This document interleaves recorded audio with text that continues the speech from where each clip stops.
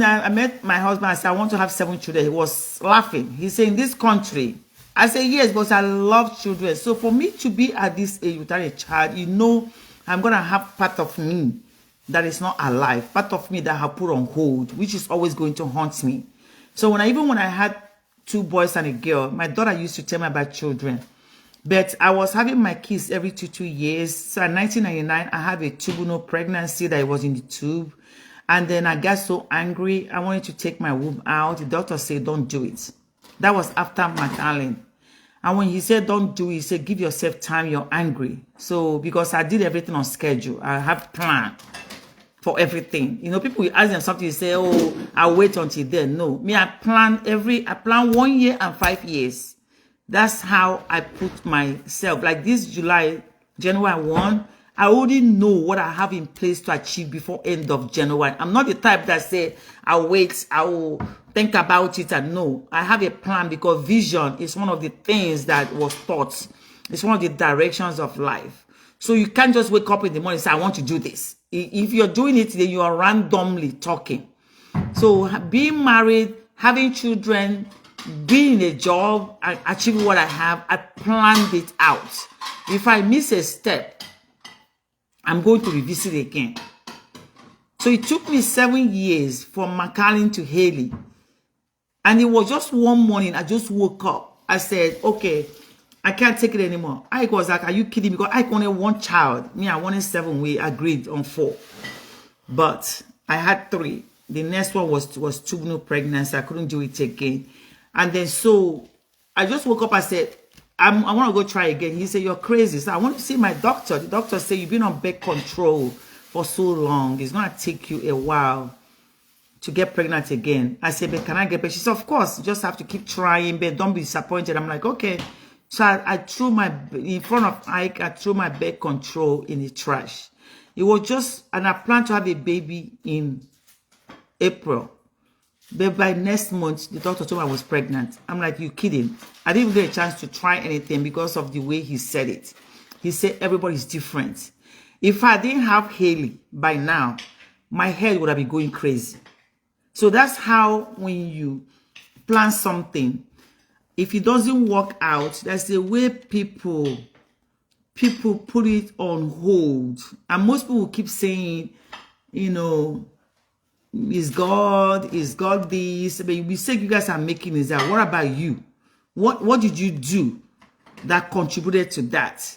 Let's not put everything on God, because God is always constantly working. And as God is working, we sometimes take the wrong path. We sometimes misdirect ourselves.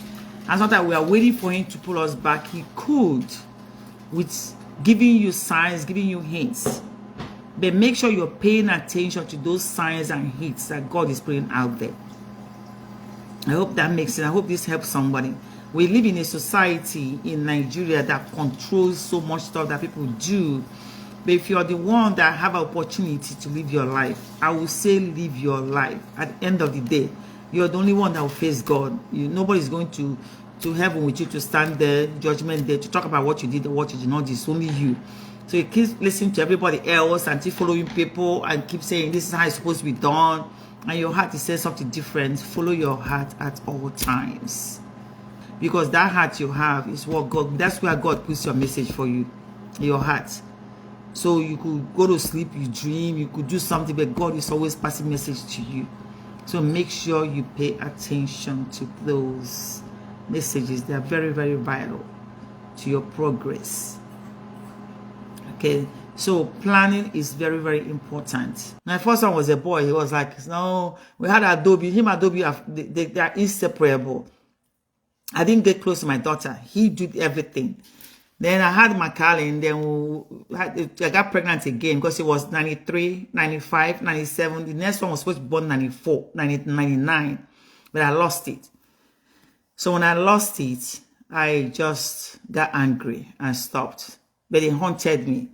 The day I woke up and said, I want another child, everybody around me, even Helen, that's how Helen went back and have another one. Helen was that, okay, you broke the code. Because all my friends were like, 3, 3, 3, 3. I said, no, I'm going another one. So God did so where I got pregnant with Haley. the sweetest. Haley came as a time that he saved us a lot. If I didn't have Haley, I probably would not be married, because there was a time we were having so much issue, me and Ike. But because of Haley, we changed our mind. One of our friends, I will never forget, say, if whatever you guys are doing, look at this little girl, and she's so sweet. So she came at the right time. God really positioned her. That's one thing I tell you about when God is saying something. Sometimes we keep thinking that, oh, how would it be? Because when I had Haley, it was regarded as a high risk because I was 34 when I had her. And in this country, when you're a certain age, they say you have a high risk. So they did everything possible to make me do this. I did not have cesarean because my first child, which was Max, was 9.5 pounds. I had to have cessation.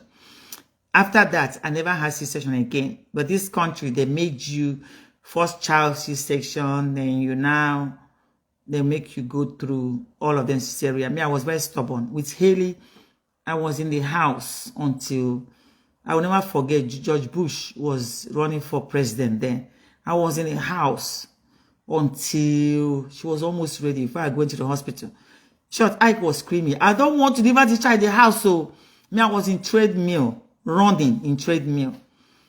Until, because the first three, I learned with my experience. So with McAllen, I got out of work at 5, stayed on the freeway, 59 traffic. I'm like, I'm feeling somehow all through my meeting. I told my doctor, I said, I don't feel well. The doctor said, come to my office. By the time I got to the doctor's office, it was around 6 p.m. because of traffic. He checked me. He goes, whoa, go straight to the hospital. So I went from the professional building to the hospital. He told them to bring a wheelchair. They wheeled me in. Because if he didn't do that, I would have gone home. By the time I get to the hospital, I had my calendar at 7:45. That's how close it was. When I called Ike almost missed it. I'm like, the doctor said I'm in labor, you know. He said, Dr. Phil, I said, yeah, I feel it now. I feel this pain. You know, sports girl, we can tough ourselves up. I'm like, I feel the pain, but it was okay. That's how I had my calendar. The time I lived in this country with no light in our house. Because we couldn't afford light bill. We could not afford diapers when I had children. I was using napkin. Those cloth diapers, that's what I used.